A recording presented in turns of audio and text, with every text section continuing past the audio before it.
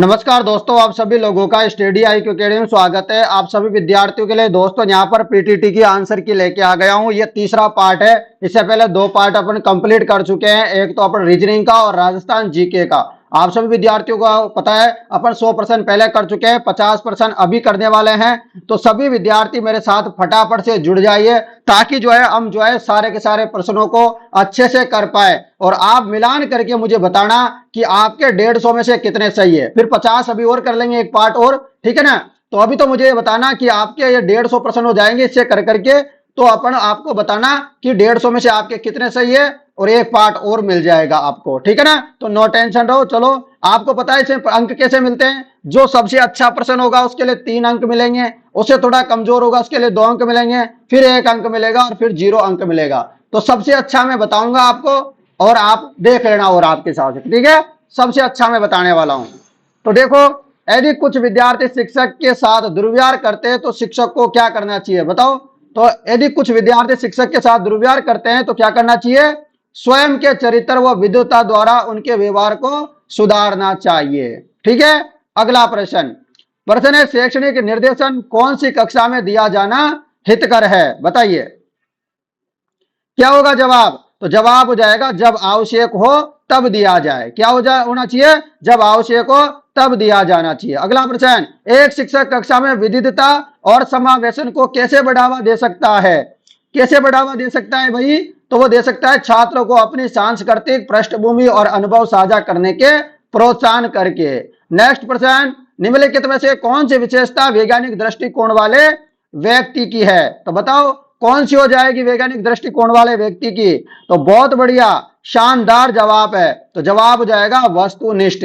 क्या हो जाएगा, वस्तुनिष्ठ। नेक्स्ट प्रश्न, किसी, बताओ फटाफट से, किसी अवधारणा से जूझ रहे छात्रों को पढ़ाने का सबसे प्रभावी तरीका क्या है। यानी कि किसी अवधारणा से जूझ रहे बच्चों को पढ़ाने का प्रभावी तरीका हो जाएगा अतिरिक्त अभ्यास और समीक्षा प्रदान करके। नेक्स्ट प्रश्न, शिक्षकों को निरंतर शिक्षा से क्या लाभ मिलता है, बताओ। शिक्षकों को निरंतर शिक्षा से क्या लाभ है। तो लाभ हो जाएगा नवीन ज्ञान को समझने में सहायता मिलती है। जैसे मैं शिक्षक हूं तो मेरे को नए नए ज्ञान देना है। मान लो जैसे नए जिले बदल गए, अब मेरे को उन जिलों के बारे में पढ़ना पड़ेगा, मतलब निरंतर मुझे पढ़ना पड़ता है। अगला बात है आपके लिए, शिक्षक की योग्यता एवं आचरण का सबसे अच्छा मूल्यांकन क्या है। तो सबसे अच्छा मूल्यांकन हो जाएगा उनके शिष्य। क्या है, जैसे आपको मैं पढ़ाता हूं तो आपका जो मेरा मूल्यांकन कैसे होगा, आप लोगों से होगा। आप ज्यादा से ज्यादा नौकरी लगोगे, ज्यादा से ज्यादा आपको कॉलेज वगैरह मिल जाएगी पीटीटी में, तो मेरा मूल्यांकन अच्छा हो जाएगा। समझ गए। अगला प्रश्न, एक शिक्षक अपने छात्रों से मधुर संबंध किस प्रकार स्थापित कर सकता है। एक शिक्षक अपने छात्रों से जो मधुर संबंध है वह किस प्रकार स्थापित कर सकता है। तो वह कर सकता है उनकी समस्याओं को सुनने के बाद उनका निदान करके। अगला प्रश्न, विद्यालय में खेलों के आयोजन का क्या उद्देश्य होता है। तो यदि मान लो खेलों का आयोजन करना है विद्यालय में तो उसका क्या उद्देश्य हो सकता है। तो बालक का सर्वांगीण विकास। दोस्तों अपने जो शिक्षण अभिरुचि है, रीजनिंग है, इतनी इजी आई है जिसकी कोई हद नहीं है। शिक्षा में प्रौद्योगिकी की प्राथमिक भूमिका क्या है, आपको बताना है। शिक्षा में प्रौद्योगिकी की प्राथमिक भूमिका क्या है। तो क्या भूमिका है, तो इसकी भूमिका हो जाएगी शिक्षक और सीखने को बढ़ावा तथा संसाधनों तक पहुंच प्रदान करना। अब देखो यहाँ पर जो है बच्चा है ना, इसने भी सही सही आंसर लगा रखा है सभी प्रश्नों का, लगभग। बहुत बढ़िया, इस तोरे का सिलेक्शन हो जाएगा, मैं बता रहा हूं। एक रेखा चित्र में 1000 से अधिक शब्द निहित होते हैं। इस कथन का आशय शिक्षकों को, आपको बताना है। क्या हो जाएगा जवाब, बहुत बढ़िया। एक रेखा चित्र में 1000 अधिक शब्द निहित होते हैं, तो इस कथन का आशय है कि शिक्षकों को। क्या बताइए फटाफट, सब विद्यार्थियों का जवाब क्या आ जाएगा, क्या हो जाएगा इसका।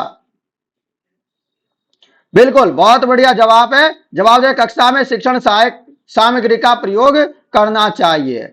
नेक्स्ट प्रश्न, शिक्षा में शिक्षक अभिभावकों की भागीदारी को कैसे बढ़ावा दे सकता है, बताओ कैसे बढ़ावा दे सकता है, जल्दी से बताइए। बहुत बढ़िया, जवाब हो जाएगा आप सभी का अभिभावकों के साथ नियमित रूप से संवाद स्थापित करके तथा उन्हें निर्णय लेने में शामिल करके। अगला प्रश्न, एक शिक्षक छात्रों को रचनात्मक नवाचार को कैसे बढ़ावा दे सकता है। तो बढ़ावा दे सकता है विचार मंथन और विचार को निर्माण प्रोत्साहन कर करके। नेक्स्ट प्रश्न, शिक्षक का प्राथमिक लक्ष्य क्या है? तो शिक्षक का प्राथमिक लक्ष्य क्या होता है भाई? शिक्षक का प्राथमिक लक्ष्य होता है, क्या होता है मित्रों? ये नहीं होता है, क्या होता है? ज्ञान और कौशल प्रदान करना। क्या? ज्ञान और जो है कौशल प्रदान करना जो है शिक्षक का प्राथमिक लक्ष्य होता है। छात्रों को सीखने के लिए प्रेरित करना नहीं, ये तो दूसरे नंबर में हो जाएगा, दूसरे नंबर में जाएगा, परंतु ज्ञान और जो कौशल होता है वो प्रदान करने का लक्ष्य होता है। अगला बात करें, आलोचनात्मक सोच को बढ़ावा देने के लिए शिक्षक को विद्यार्थी से कहना चाहिए, क्या करना चाहिए? क्या कहना चाहिए? करना चाहिए चर्चा करे और विमर्श में भाग ले। तो ये आपको याद रखना है। अगला है यहां पर, छात्र उस अध्यापक से संबंध रखना पसंद करता है, यानी कि जो छात्र होगा उस अध्यापक से संबंध रखना जो है क्या करता है? पसंद करता है। जो छात्र को समझाकर पढ़ाता है? नहीं, समझाकर नहीं, जो उदाहरण देकर व्याख्यान करता है ये बेस्ट होगा। इसमें 3 नंबर मिलेंगे, इसमें 2 मिलेगा आपको। देखो दोस्तों ये बहुत अच्छा है, क्योंकि आप मान लो मैं भी आपको बताऊं, जैसे कि आपको जो है मान लो मैं आपको मैं बता दूं कि जो है मान लो मोबाइल है, मैंने बोल दिया मोबाइल, और आपने कभी मोबाइल ही नहीं देखा, मैं एग्जाम्पल बता रहा हूं, आपने मोबाइल नहीं देखा तो कैसे पता चलेगा? नहीं पता चलेगा ना। मैं मान लो मोबाइल ला करके दिखाऊं आपको, उदाहरण दूं कि देखो मोबाइल ऐसा होता है, तो आपसे दोबारा पूछेंगे तो समझ में आ जाएगी बात। तो ऐसे भी आप समझ सकते हो। चलो अगला प्रश्न, एक अच्छे विद्यालय प्रमुख का चरित्र संबंधित गुण है, चरित्र संबंधित गुण है आपको बताना है। चलो बताओ फटाफट। तो जवाब हो जाएगा आदर्श विचार और प्रेरक भावनाएं हैं, प्रेरक संबंधित गुण, प्रेरक भावनाएं हो जाएगा। अगला प्रश्न, भगोड़े विद्यार्थी के प्रति आपकी क्या अभिवृत्ति होगी? तो भगोड़े विद्यार्थी के प्रति आपकी क्या अभिवृत्ति होगी? तो क्या होगी? सहानुभूतिशील होगी। क्या होगी? सहानुभूतिशील होगी। नेक्स्ट प्रश्न, शिशु की प्रथम पाठशाला क्या है? तो शिशु की प्रथम पाठशाला क्या होती है मित्रों? बताइए फटाफट से। शिशु की जो मतलब छोटा बच्चा होता है उसकी प्रथम पाठशाला पता है आपको? माता पिता होता है, माता पिता होता है ना, तो बिल्कुल आपको माता पिता लगाना है, परिवार इसके बाद होगा, ठीक है ना। परिवार दूसरे नंबर पे हो जाएगा, अड़ोस पड़ोस तो वह बाद में आता है, पहले तो माता पिता आते हैं, उसके बाद पूरा परिवार आता है, क्योंकि सबसे ज्यादा माता पिता से सीखता है।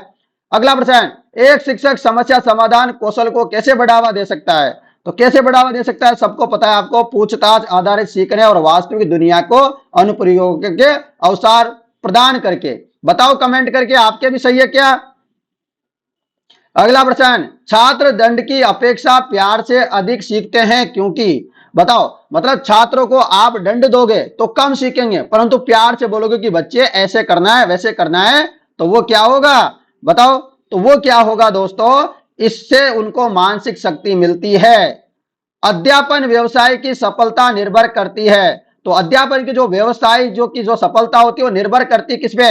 और जो विद्यार्थी चतुर से अभी नहीं, आपने तो ये तो कर लिया, अब किसी विद्यार्थी को 4th क्लास की तैयारी करनी है तो हमारे साथ रोजाना जुड़ जाओ, आपकी तैयारी जबरदस्त हम करवा रहे हैं, वो भी फ्री में। तो सभी विद्यार्थियों से निवेदन है हमारे पास जुड़ जाइए।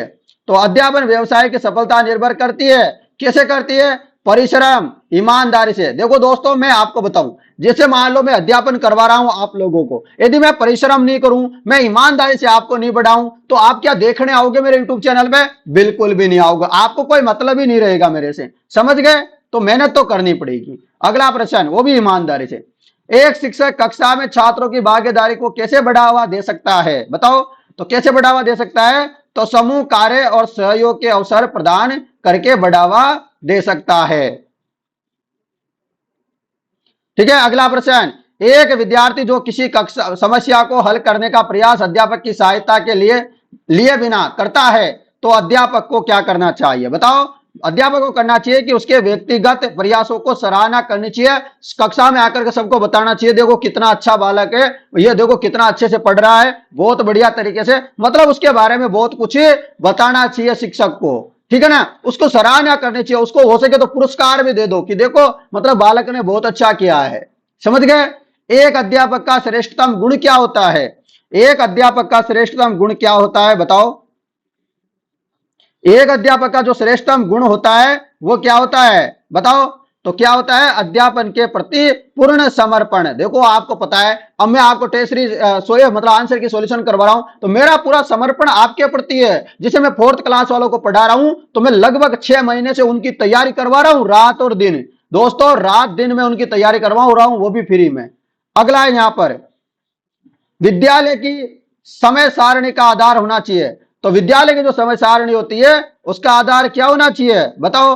क्या छात्रों की सुविधा होनी चाहिए, बिल्कुल नहीं, ऐसा नहीं होना चाहिए। अध्यापकों की सुविधा, ऐसा भी नहीं। मौसम के अनुसार, विषयों की विषय वस्तु के अनुसार, बताओ। विद्यालय की जो समय सारणी का आधार होता है वो कैसा होना चाहिए, तो वो होना चाहिए विषय की विषय वस्तु के अनुसार, ठीक है, मौसम के अनुसार नहीं। विद्यालय की समय सारणी की बात कर रहे हैं, पढ़ाने की बात कर रहे हैं, तो विषयों की विषय वस्तु के आधार पर होनी चाहिए। दूसरे नंबर पे आ जाता है मौसम, मौसम आ जाए, ठीक है ना।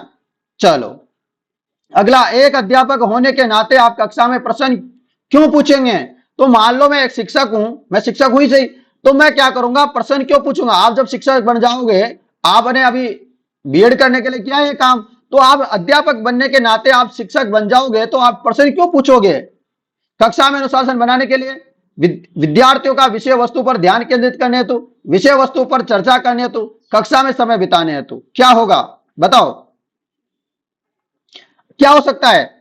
सब बच्चे बताओ फटाफट, क्या जो इस बच्चे ने लगा रखा है वो सही होगा, बिल्कुल। विद्यार्थियों का विषय वस्तु पर ध्यान केंद्रित करने हेतु, बिल्कुल बिल्कुल। अगला प्रश्न, शिक्षक चिंतन और आत्म सुधार को कैसे बढ़ावा दे सकता है, बताओ कैसे बढ़ावा दे सकता है। तो जवाब हो जाएगा, नियमित रूप से शिक्षण पद्धतियों पर चिंतन करके और फीडबैक मांग करके। अगला प्रश्न, रचनात्मक मूल्यांकन का प्राथमिक उद्देश्य क्या होता है। तो रचनात्मक और मूल्यांकन का जो प्राथमिक उद्देश्य होता है वो होता है किसी पाठ या इकाई के अंत में छात्र के सीखने का मूल्यांकन। नेक्स्ट प्रश्न, कक्षा में व्यवहार को प्रतिबंध करने का सबसे प्रभावी तरीका है। तो कौन सा तरीका है, तो तरीका हो जाएगा नियम और परिणाम को स्पष्ट रूप से स्थापित करके तथा सकारात्मक व्यवहार को प्रोत्साहित करके। अगला प्रश्न, शिक्षकों के मूल्यांकन का प्राथमिक उद्देश्य क्या है। तो प्राथमिक उद्देश्य होता है शिक्षकों के मूल्यांकन का शिक्षण पद्धतियों और छात्र अधिगम में सुधार करना। एक बच्चा सबसे पहले समाजीकरण के पाठ कहां से सीखता है। तो समाजीकरण का जो पाठ है वो कहां से सीखता है, बताओ। तो सबसे पहले वो माता पिता से सीखता है। यदि कोई अध्यापक बिना आपकी गलती के आपको दंडित करता है तो आप क्या करोगे, क्या करोगे आप, अध्यापक से स्वयं बात कर खुद को निर्दोष साबित करेंगे, ठीक है ना। प्रधान अध्यापक के पास शिकायत करने नहीं चले जाएंगे सीधे, ऐसे शिक्षकों का शिकायत नहीं करनी चाहिए, जल्दी से जाकर पहले समाधान करो कि शिक्षक से बात करो, भाई साहब मुझे सर आपने मुझे दंडित क्यों किया, क्या कारण था, मैं निर्दोष हूं। आप उनको सफाई दीजिए, आपकी बात बताइए उनको, तो निर्दोष साबित करो अपने खुद को। ऐसा नहीं करना कि प्रधान अध्यापक के पास चले जाओ पहले ही। अगर आपको याद रखना है, आप खेल के मैदान पर दो छात्रों में आपस में लड़ता हुआ देखते हो तो आप क्या करोगे। मान लो आप मैदान में गए और वहां दो छात्र लड़ रहे तो आप क्या करोगे, उन दोनों से बात करके उन्हें शांत कराने की क्या करेंगे, कोशिश करेंगे। कक्षा में संप्रेषण की सबसे शक्तिशाली बाधा क्या है। कक्षा में संप्रेषण की सबसे शक्तिशाली बाधा क्या है, तो क्या हो जाएगी, शिक्षक के स्तर पर भ्रांति। क्या हो जाएगा, शिक्षक के स्तर पर भ्रांति। एक प्रभावी शिक्षक का सबसे महत्वपूर्ण गुण क्या है, क्या गुण है, संप्रेषण कौशल प्रमुख गुण है। नेक्स्ट प्रश्न, यदि आपका मित्र आपसे बिना विशेष कारण से नाराज हो गया है तो आप क्या करोगे। आपका प्यारा दोस्त है वो नाराज हो गया तो आप क्या करोगे, बताओ क्या करोगे। अरे आपका सबसे जिगरी दोस्त है वो नाराज हो गया तो क्या करोगे, तो उसको क्या करोगे, उससे बात करके गलतफहमी, मान लो भाई साहब की उसने लड़ाई उड़ाई हो गई, मान लो किसी ने कुछ बोल दिया, मान लो कोई दूसरा दोस्त है उसने बोल दिया कि तेरे लिए तो ऐसे ऐसे बोल रहा था, मान लो गया आप दोनों दोस्तों में झगड़ा। आप झगड़ा क्या मतलब बोल नहीं रहे हो, तो फिर बोलोगे भाई साहब ऐसी ऐसी बात है कि ऐसे ऐसे क्या का मामला है, क्यों नाराज है, बातचीत करके सुलझाओगे तभी मामला सुलझेगा। अगला है, शिक्षक के द्वारा छात्रों के मूल्यों की स्थापना संभव है क्योंकि छात्र शिक्षकों को अपना आदर्श भूमिका निर्वाह करने वाला व्यक्ति मानता है। अगला प्रश्न, सामाजिक प्रवक्ता वाले व्यक्ति की दृष्टि होती है, कैसी होती है, सकारात्मक होती है। कैसी होती है, सकारात्मक होती है। बच्चों का प्रथम अध्यापक कौन होता है, बताओ। आप सबको पता है उनके जो माता पिता होते हैं यही जो है सबसे पहले अध्यापक होते हैं। खेल आधारित शिक्षा से तात्पर्य है, खेल आधारित शिक्षा से तात्पर्य है खेल द्वारा शिक्षा प्रदान करना। ठीक है। अगला, बालकों में नेतृत्व गुण का विकास करने के लिए उन्हें विद्यालय में अवसर प्रदान किए जाने चाहिए। क्या करवाने चाहिए?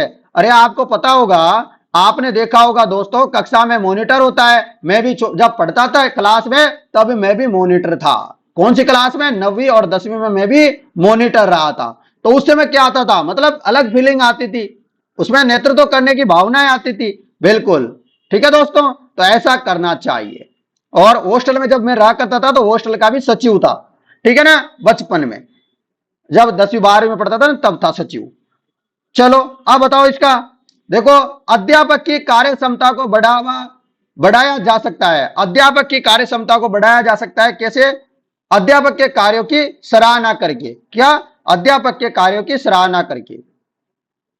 एक शिक्षक छात्रों में प्रेरणा और सहभागिता को कैसे बढ़ावा दे सकता है? बताओ कैसे बढ़ावा दे सकता है? एक शिक्षक छात्रों में प्रेरणा और सहभागिता को कैसे बढ़ावा दे सकता है? बताइए क्या होगा जवाब।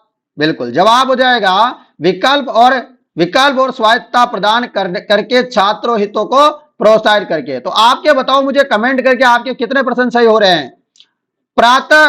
प्राय एक अध्यापक को सर्वाधिक आनंद की प्राप्ति होती है। कब आनंद की प्राप्ति होती है? तो एक शिक्षक को आनंद की प्राप्ति होती है स्वयं प्रेषण की सार्थकता सिद्ध होने पर। एक शिक्षक छात्रों में विकास की मानसिकता को कैसे बढ़ावा दे सकता है? तो कैसे बढ़ावा दे सकता है मानसिकता को? बताइए। जवाब हो जाएगा चुनौती और प्रतिक्रिया अवसर प्रदान करके और दृढ़ता को प्रोत्साहित करके। नेक्स्ट प्रश्न, एक शिक्षक छात्र के सीखने का प्रभावी ढंग से आकलन कैसे कर सकता है? कैसे कर सकता है? तो आपको पता है, क्यूज, प्रोजेक्ट, कक्षा चर्चा, विभिन्न मूल्यांकन विधियों के द्वारा यह कर सकता है मित्रों। अगला प्रश्न, विशेष आवश्यकता वाले छात्रों को पढ़ाने का सबसे प्रभावी तरीका क्या है? क्या है बताओ, प्रभावी तरीका बताओ फटाफट। तो क्या करना चाहिए बताओ? तो क्या करना चाहिए भाई? तो इनको करना चाहिए कि सभी के लिए एक दृष्टि से दृष्टिकोण का उपयोग करें।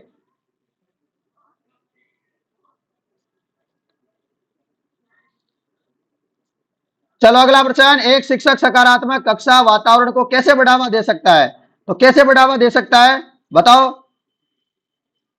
कैसे बढ़ावा दे सकता है? तो बढ़ावा दे सकता है छात्रों के बीच स्पष्ट अपेक्षाएं स्थापित करके और सम्मान को प्रोत्साहित करके।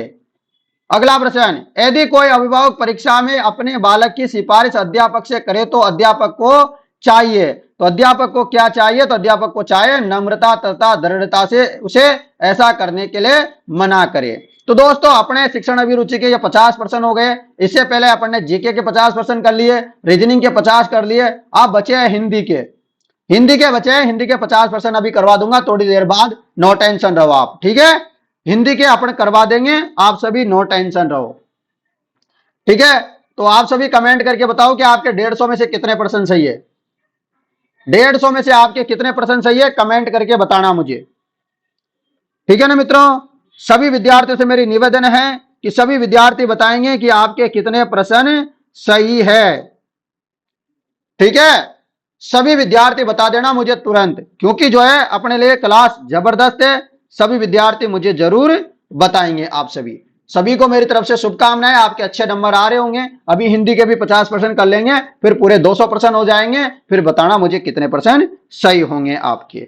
ठीक है, चलो भाई।